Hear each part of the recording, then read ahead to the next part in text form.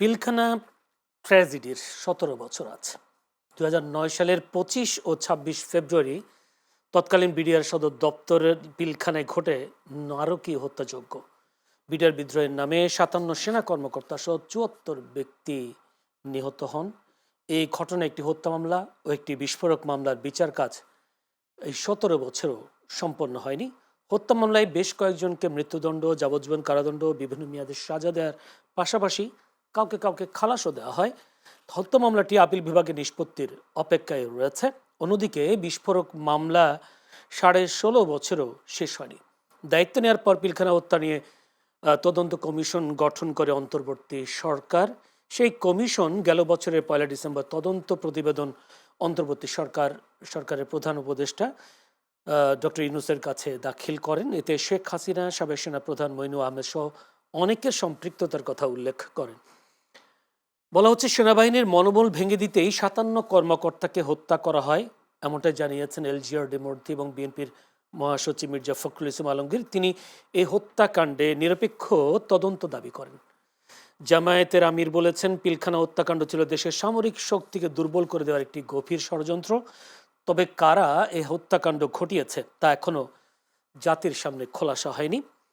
তবে এই হত্যাকাণ্ডের আসামিদের যথাযথ বিচার নিশ্চিত করার কথা জানিয়েছেন স্বরাষ্ট্রমন্ত্রী সালাউদ্দিন আহমেদ। রাজধানীর বনানী সামরিক কবরস্থানে শহীদ সেনাদের প্রতি শ্রদ্ধা জানানোর শেষে এসব কথা বলেন বিএনপি ও জামায়াতের শীর্ষ নেতারা। দর্শক, আমরা আজকে এই বিষয়টি নিয়ে আলোচনা করব। পিলখানা হত্যাকাণ্ড, যদি বলি ১৭ বছর শেষ হয়নি পিলখানা হত্যাকাণ্ডের বিচার, এই বিষয়টা নিয়ে আলোচনা করবো। আলোচনার হবে সমসাময়িক বিষয় নিয়ে, তাই আমরা আলোচনার বিষয় নির্ধারণ করেছি ১৭ বছরের শেষ হয়নি পিলখানা হত্যাকাণ্ডের বিচার। আলোচনা করবার জন্য স্টুডিওতে উপস্থিত আছেন আমার ভাই আছেন সাইদ আবদুল্লাহ, ফ্রিল্যান্স জার্নালিস্ট ও অ্যাক্টিভিস্ট।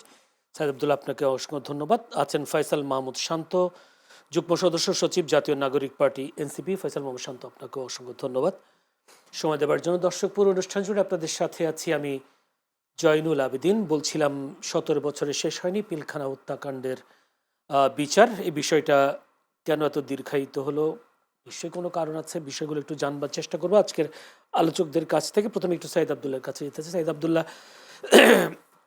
পিলখানা হত্যাকাণ্ড নিয়ে দুটি মামলা হয়েছে, একটি হচ্ছে হত্যা মামলা, একটা বিস্ফোরক মামলা। এই মামলাগুলোর বিচার এখনো শেষ পর্যন্ত আলোমুখ দেখেনি, যদিও হত্যা মামলাটা এখনো আপিল বিভাগে এখনো নিষ্পত্তির অপেক্ষায় আছে। আর তো বিস্ফোরক মামলাটা তো শেষই হয়নি।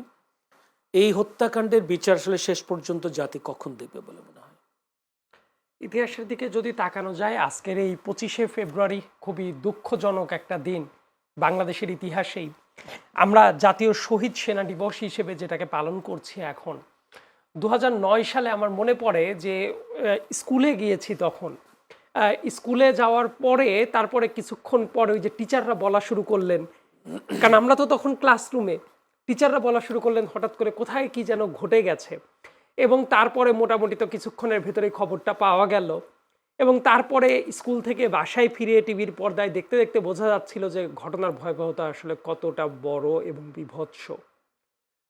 আমি আল্লাহর কাছে দোয়া করি যারা ওই দিন শহীদ হয়েছেন, আল্লাহ তাদেরকে জান্নাত নসিব করুন। এবং একই সাথে এই দোয়াও করি আমাদের এই স্বাধীন বাংলাদেশে যাতে কোনো দিনও আর এই জাতীয় নারকীয় কোনো ঘটনাটা না ঘটে। বাংলাদেশের স্বাধীনতা এবং সার্বভৌমত্বকে কম্প্রোমাইজ করার মতো একটা হীন চক্রান্ত ছিল এই পিলখানা ট্র্যাজেডি। কেন আমি এই কথাটা বললাম, তার কারণ হলো এই ঘটনা ঘটার পরে দেখবেন যে যারা এই শহীদরা ছিল তাদের স্মরণে যে প্রোগ্রামগুলো করা হতো, সেই জায়গাতেও রাষ্ট্রীয় সর্বোচ্চ দায়িত্বশীল ব্যক্তিরা কখনোই যেতেন না, বরং তাদের পক্ষ থেকে তাদের সামরিক সচিব, তাদের পক্ষ থেকে XYZ অন্য কেউ গিয়ে জাস্ট একটা নামে মাত্র শ্রদ্ধা নিবেদনের মতো ব্যাপারটা করার চেষ্টা করতো। আজকে আমি সকালবেলার পর থেকে এটা দেখার চেষ্টা করছিলাম, যখন প্রধানমন্ত্রী, প্রেসিডেন্ট থেকে শুরু করে স্বরাষ্ট্রমন্ত্রী থেকে শুরু করে ৩ বাহিনীর প্রধান থেকে শুরু করে মানে একেবারে পূর্ণ রাষ্ট্রীয় মর্যাদায় যখন দিবসটা পালন করা হচ্ছে, তাদের প্রতি পুষ্পস্তবক অর্পণ করা হয়েছে, তারপর যখন দোয়া পড়া হয়েছে, এমনকি তারেক রহমান সাহেব প্রধানমন্ত্রী হিসেবে বিকেল বেলায় আবার গিয়ে তাদের সাথে ইফতার করেছেন, ওই যে যারা ভিকটিম ছিল তাদের ফ্যামিলিদের সাথে। সো এটা একটা বার্তা দেওয়া হচ্ছে যে এই কনসার্নটা এটা রাষ্ট্রের সর্বোচ্চ জায়গা থেকে দেখানো হচ্ছে। এবং অনেক ভিকটিম যারা হয়েছেন তাদের পরিবারদের অনেকের ফেসবুকের স্ট্যাটাস বা বিভিন্ন জায়গায় দেখলাম, তারা আদতে বেশ খুশিই মনে হলো, কারণ তারা মনে করছে যে এইবারই প্রথমবারের মতো এইভাবে রাষ্ট্রীয়ভাবে ব্যাপারটাকে স্বীকৃতি দিয়ে সম্মাননা জানানোর চেষ্টাটা করা হচ্ছে মানে শহীদ পরিবারের লোক। শহীদ পরিবারের লোকেরা। এখন আমি বলি যে এই ঘটনাটা কেন গুরুত্বপূর্ণ। বাংলাদেশে দেখেন গর্ব করার মতো খুব বেশি প্রতিষ্ঠান ছিল না। সেনাবাহিনীর প্রতি মানুষের একটা আস্থা এবং বিশ্বাসের জায়গাটা ছিল, এবং আস্থা ও বিশ্বাসের জায়গাটা ছিল জন্যই দেখবেন রাস্তাঘাটে যখন অনেক এলোমেলো কাজ হতো, অনেক দুর্নীতি বেড়ে যেত, এমনকি ইলেকশনের আগেও মানুষ যখন শুনতো যে এই রাস্তায় আর্মি নেমে গেছে, এটা মানুষের ভেতরে একটা সেন্স অফ রিলিফ দিত, রাইট? মানে ভরসা কিন্তু পেত। দেখবেন যে সেই জায়গাটায় শেখ হাসিনার রেজিমে অনেকটা নষ্ট হয়ে গেল। এমনকি সেই সেনাবাহিনীর হাতে অনেক কলঙ্কের দাগ বসে গেল, কখনো গুমের, কখনো দেখবেন যে টর্চারের, কখনো দেখবেন যে মানুষকে মেরে ফেলার, কখনো দেখবেন যে ইলেকশন রিগিং করানোর জন্য 2018 সালের কথা বলছি। সেই জায়গা থেকে সেনাবাহিনী আবার দেখবেন যে রাইটটাকে ব্যাক করেছে মোটামুটি। ওই যে 2018 সালের ইলেকশনে যে তাদের হাতে কালিমাটা লেগে গিয়েছিল, 2026 সালের এই যে ইলেকশনটা 12 ফেব্রুয়ারির, সেনাবাহিনী কিন্তু অত্যন্ত গুরুত্বপূর্ণ রোলটা প্লে করেছে। মূলত আমাদের যে গণ অভ্যুত্থান ছিল সেই জায়গায় তো জুনিয়র অফিসার থেকে শুরু করে অনেক দায়িত্বশীল ব্যক্তিরা খুবই সেন্সিবল ভূমিকা রেখেছিলেন। না রাখলে 5 আগস্টের ভূমিকা অন্যরকম হতে পারতো, হয়তো অনেক লেটও হতে পারতো। এই যে তারা রাইটটাকে ফিরছেন, দেশের ডেমোক্রেসিকে ফ্যাসিলিটেট করছেন, এই ব্যাপারগুলা কিন্তু তাদের ঐতিহ্যের ভেতরে ছিল, কিন্তু মাঝে এই প্রতিষ্ঠানগুলোকেও ধ্বংস করে দেওয়ার ষড়যন্ত্রটা ছিল। এখন কি দেখছেন এবং এই আমি সরকারের সামনে আমলে যেটা দেখি, বিচারটা কেমন হবে? আমি যেটা দেখি বিচারটা হতেই হবে। বিচারটা শুধুমাত্র এই কারণে না যে একটা সরকারের দায় বা কোনো কিছু, এইটা ওই শহীদ পরিবার তো বটেই, এই দেশের মানুষের কাছে এটা করার জন্য দায়বদ্ধ। কারণ আমরা তো চাই না যে এই জাতীয় ঘটনা আবার ঘটুক। এই জাতীয় ঘটনা যে ঘটবে না, এই বার্তাটা দেওয়ার সবচেয়ে ভালো উপায় কি? ওইটার বিচারটা করা। এমনকি একটা কমিশন হয়েছিল, স্বরাষ্ট্রমন্ত্রী সালাউদ্দিন সাহেব দেখলাম আজকে বলছেন যে কমিশন যেটা ইউনূস সাহেবের সময়ে হয়েছিল, উনি প্রথমে মনে করেছিলেন যে নতুন একটা কমিশন করতে হবে, কিন্তু পরবর্তীতে বললেন যে পুরো রিপোর্টটা দেখার পরে ওনার কাছে মনে হচ্ছে না, ওইটা যথেষ্ট দায়িত্বশীল জায়গা থেকেই করা হয়েছে। 70টা সুপারিশ আছে, সেটা এক্সিকিউট করাটা জরুরি, এবং এই বিচারটা হতে হবে, এই প্রমিসটা করছে। মানে আমি জানি না যে স্বরাষ্ট্রমন্ত্রীর কথা বলছিলেন। আমি জানি না যে শেষ মুহূর্ত পর্যন্ত কি হবে, কারণ আজকের দিনে বসে থেকে তো আমরা কোনো কনক্লুসিভ রিমার্ক করতে পারি না। কিন্তু আমার ব্যক্তিগতভাবে একটা চাওয়া আছে, এইটার বিচার পুঙ্খানুপুঙ্খ রূপে হইতেই হবে, এবং একই সাথে এই বার্তাটা দিয়ে দেওয়া যাতে দেশের স্বাধীনতা সার্বভৌমত্বের প্রতি কখনোই কোনো আঘাত না আসে। একই সাথে আরেকটা ইনফরমেশন বলা জরুরি। দেখেন, পিলখানা ট্র্যাজেডির পরে যেসব সেনাবাহিনীর সদস্যরা গর্জে উঠেছিল, তাদেরকে বিভিন্ন সময়ে চাকরি থেকে ছাঁটাই করা হয়েছে। দরবার হলে গিয়ে শেখ হাসিনার কাছে যখন জবাব চাওয়া হয়েছিল, যেসব অফিসার কথা বলেছিলেন, প্রতিবাদ জানিয়েছিলেন, তাদের সবার চাকরি চলে যায়। এমনকি ওই টাইমে আর্মির অনেক অফিসারদের, অনেক জুনিয়র অফিসারদের যারা দাঁড়িয়েছিল আশেপাশে, যারা ওই পিলখানায় ঢুকতে পারেন এই অপারেশনের জন্য, 2 দিন তাদেরকে দাঁড় করিয়ে রাখা হয়েছিল। তাদের অনেকের চাকরি চলে গেছে, এমন লোকজনকে দেখা গেছে, তাদেরকে কিন্তু সম্মানিত করা হয়েছে রিসেন্টলি। সো আমার কাছে মনে হয় এইটাকে শুধুমাত্র আমরা একটা ট্র্যাজেডি হিসেবে না দেখে সামগ্রিকভাবে দেখার দরকার আছে, এবং এটার বিচারটা হইতেই হবে। এই যে কোনো আসলে ডানে বামে কথা নেই। যদি ফয়সাল আহমদ মাহমুদ শান্ত, আপনি কি বলবেন এই ট্র্যাজেডির বিচার এই সরকারের আমলে হবে কিনা, নাকি আবারও আমরা আর কয়েক বছর পিছিয়ে যাব, হওয়াটা উচিত বলে মনে করেন কিনা?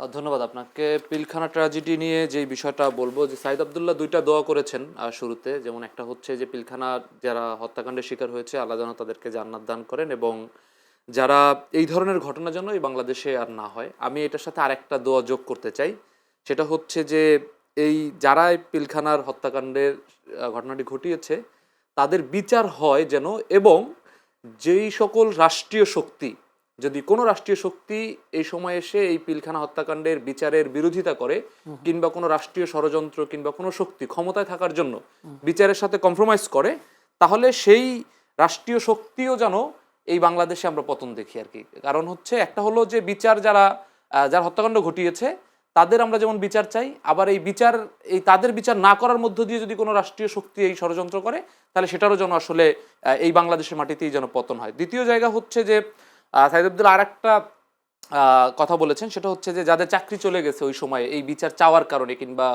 পিলখানার এই সেনাবাহিনী যারা হত্যাকাণ্ডের শিকার হয়েছে তাদের পক্ষে দাঁড়ানোর কারণে, তাদের যেন আবার সসম্মানে অ্যাকোমোডেট করা হয়। এটার সাথে আমি আরও একটা জিনিস যোগ করি, সেটা হচ্ছে ওই সময় যেই সমস্ত সেনাবাহিনীদেরকে দিয়ে ওই দেশপ্রেমিক কিংবা হচ্ছে যারা বিচার চেয়েছে সেনাবাহিনীদেরকে দমন করা হয়েছে, কিংবা তাদেরকে রিপ্লেস করা হয়েছে, এবং হাসিনার সাথে যারা যে সমস্ত সেনাবাহিনীরা সহযোগী ছিল, সেই সমস্ত সেনাবাহিনীদেরও যেন বিচারটা করা হয় এবং সেই সমস্ত সেনাবাহিনী যারা এই ধরনের ষড়যন্ত্র ছিল তাদের যেন চাকরি থেকে আসলে এখন সেই শাস্তিটা যেন দেওয়া হয়। এই দুইটা বিষয় জরুরি। তৃতীয় জায়গাটা আপনি যে প্রশ্নটা করলেন সেটা হচ্ছে যে আমরা এই সরকারের সময় মনে করি কিনা আসলে বিচার হবে কিনা। বিচার হওয়ার জন্য কিছু গুরুত্বপূর্ণ ইন্ডিকেশন আমাদের প্রয়োজন। প্রথম ইন্ডিকেশন হচ্ছে যে এই সরকারের খুব পরিষ্কারভাবে বলতে হবে যে গত সাইদ আব্দুল্লাহ যেভাবে বলেছেন যে এরা সেনাবাহিনীদের হাতে আমাদের কিছু কালি লেগেছে, সেই কালিগুলো আমাদের পরিষ্কার করতে হবে।